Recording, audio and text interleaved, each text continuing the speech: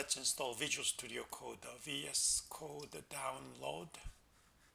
Here is the link, and then Windows, downloaded that. Let's download to begin, and it is on downloads folder.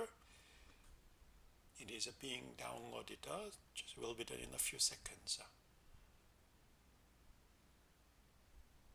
It's a complete, double click to install it. Accept the agreement. Then default location is okay. Everything default should be okay. If you want, you can have a desktop icon.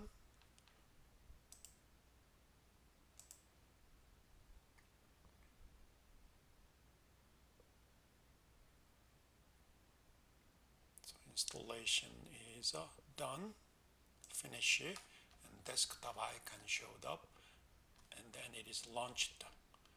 So we are now ready to configure Visual Studio Code. We'll do in the next video.